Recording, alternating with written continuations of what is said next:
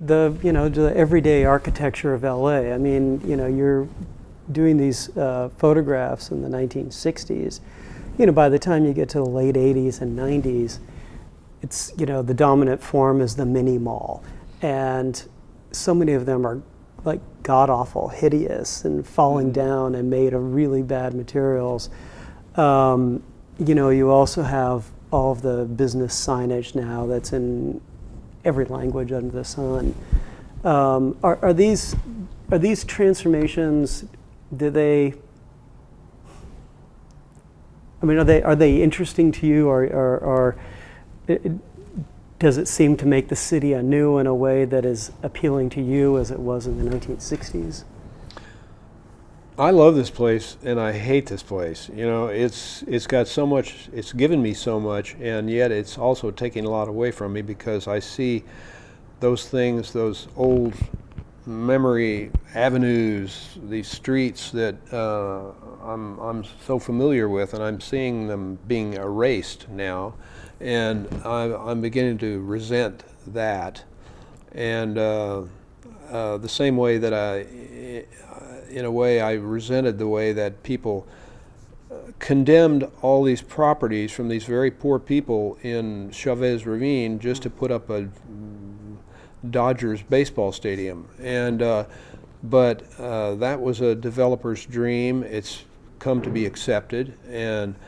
But today, we're right on the edge of approaching a new kind of Chavez Ravine with developers. And I see over in Hollywood, I see entire blocks eradicated.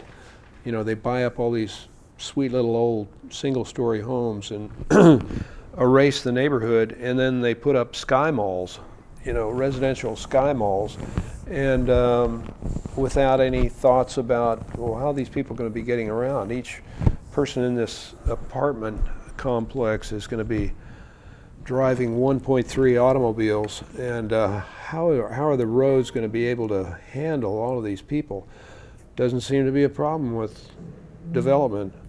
And I was just up on Sunset Strip yesterday, and I noticed what's happening on the corner of La Cienega and Sunset. And I think there's going to be a bridge going across these two enormous, bigger than aircraft carrier buildings.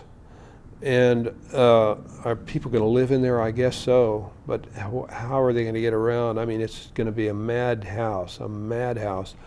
And, I see the city, we did a study, found out that 13,000 people a day come to live here. And where are they going to live? And if they're so happy to live here, how they get around? Well, they get around by you waiting in lines in cars, and it's only going to get worse. But where is it going? And it's distressing, because I've got a certain respect for this city that I came to see years ago, and then seeing it gradually erode. And you don't see that in San Francisco, and really not in New York either. I mean, there's a lot of aggressive building there and in almost any city. But here it's particularly alarming. And we seem to be, welcoming more and more people, trying to increase our tax rolls, and but it's got to be at the expense of sanity.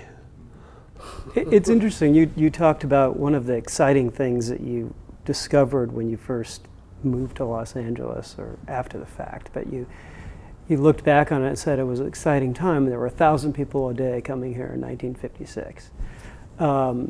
And now you say there's 13,000 people a day coming here. Mm-hmm. I mean, cities do change and they transform, and obviously it's happening in New York. It really is happening in San Francisco. There's a lot of griping about it. That's where I live. But it's people coming to the place because the image of it, because of the opportunities they think are there, and it's this cumulative snowball kind of thing. It just gets bigger and bigger and bigger. I don't know that I can turn this into a question. Well, I see the erosion of a once kind of acceptable, placid kind of life. Like I drive to the desert a lot, and I used to go out on a highway called 60, Pomona Freeway, and they actually had scenery.